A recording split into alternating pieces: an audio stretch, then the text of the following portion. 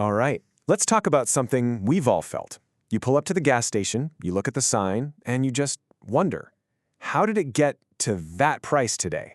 It's one of the biggest, most frustrating mysteries in our daily lives, and it always seems to play by one simple and kind of infuriating rule.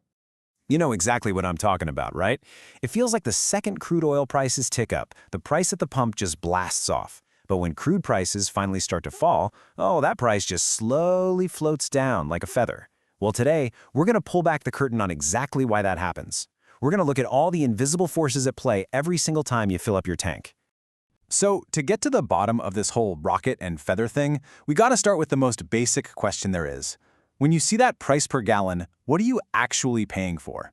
It turns out it's kind of like a recipe with a few key ingredients, and one of them, well, it completely dominates the whole dish. Okay, so let's perform a little autopsy on a gallon of gas. Think of it as having four main parts. You've got the raw ingredient, the cooking process, the delivery, and of course, everyone's favorite, taxes. But the size of each slice of the pie might not be what you think. Now, check this out. According to the U.S. Energy Information Administration, way back in 2023, the cost of crude oil, the raw stuff, made up over half the price you paid at the pump. Yeah, you heard me right. More than 50 cents of every single dollar you spend is just for the oil itself. Everything else, refining it, trucking it to the station, and all the taxes, that's all crammed into the other half. So, right away you can see that the global price of crude is the undisputed heavyweight champ here. So now that we know crude oil is the main driver, let's get back to the main event. That feeling that prices just leap up but take their sweet time coming back down. And I'm here to tell you, you are not imagining it. This is a very real and very well-documented thing. Look, this isn't just a hunch we all have. It's a fact. A study from the Dallas Fed just laid it out in plain English. Gasoline prices respond more quickly when oil prices are rising than when they're falling. And you know, when economists see something happen over and over again, they give it a name. The official term is asymmetric pass-through. I know it sounds super academic, but all it really means is that cost increases get passed through to you, the customer, way faster than cost decreases do. The good news gets stuck in traffic, while the bad news takes a private jet. So, why? So, why the asymmetry? Well, economists have a few big theories. First, there's market power. Stations jack up prices in a hurry to signal to their competitors, hey, we're all on the same page, let's keep those profits up. Second, believe it or not, it's us. Most of us aren't going to drive across town to save 5 cents a gallon, and they know that. It gives them wiggle room to lower prices slowly. And finally, there's inventory.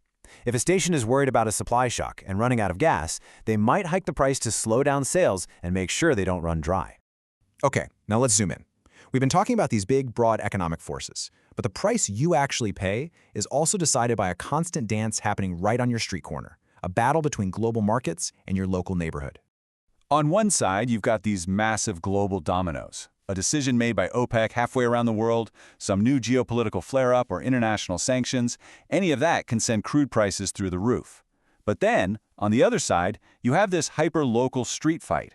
What's the station across the street charging? What about the one down the block? Is this station right off the highway where they know they can charge a premium? It's this wild mix of macro and microeconomics playing out in real time.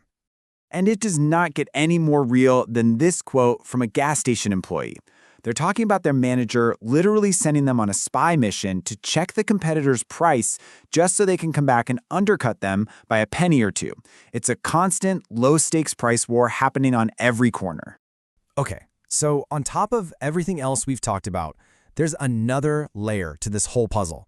And this one happens every single year, like clockwork. It actually has to do with the chemistry of the gas itself. See, to help fight smog in the hot summer months, the government requires a special, different blend of gasoline. Summer-grade gas has a lower Reid vapor pressure, which is really just a fancy way of saying it doesn't evaporate as easily in the heat. To make that happen, refiners have to use less of the cheap stuff, like butane. And less cheap stuff means, you guessed it, it's more expensive to produce. So part of the reason gas costs more in the summer is you're literally buying a different, slightly more premium product. And this seasonal switchover happens on a very strict schedule. Refineries start making the more expensive summer blend in the spring, which is why you almost always see prices start to creep up around March. By June 1st, every single gas station has to be selling it. Then, come September 15th, the whole process flips, and the cheaper winter blend starts to flow back to the pumps, which is why prices often dip in the fall. So we've got crude oil, we've got market dynamics, we've got local price wars, and we've got seasonal fuel blends. You'd think that's complicated enough, right? Well, now there's a new, high-tech player entering the arena. You could say the invisible hand of the market is getting a serious digital upgrade. That's right. Forget sending an employee down the street to check the competition. Some gas stations are now using AI-powered software to set their prices. These algorithms can scan huge amounts of data in real time, competitor prices, demand, weather, you name it, to find the absolute perfect price at any given moment. So what happens when these AIs start pricing against each other? You might think, great, robot price wars, prices will go down. But a fascinating study of the German gasoline market found something else entirely. And the result was this pretty shocking number. This study found that when just one station in a market used an AI, not much really changed. But when both competing stations started using these pricing algorithms, their profit margins shot up by 28%. It seems that instead of undercutting each other into oblivion, the AIs might be learning that it's more profitable for everyone if they just coordinate. They learn to avoid aggressive price wars, which could lead to higher, more stable prices for all of us. So to wrap it all up, what are you paying for? Well, it all starts with that massive chunk, the global price of crude oil. Then you layer on the costs of refining, delivery, and taxes. On top of that, you've got that rocket and feather effect, where prices go up fast and come down slow. Then you throw in the daily street corner price wars and the yearly switch between summer and winter fuel. And now, the final layer, you have these new pricing algorithms making this whole complicated dance faster and smarter than ever before. It's an incredibly complex system, and it's only getting more sophisticated by the day. And that leaves us with a really big question for the future. As the technology behind pricing gets smarter and smarter, who's the real winner? Is it us, the drivers? Or is it the competing AIs who have learned it's more profitable to cooperate than it is to compete? Something to think about the next time you fill up.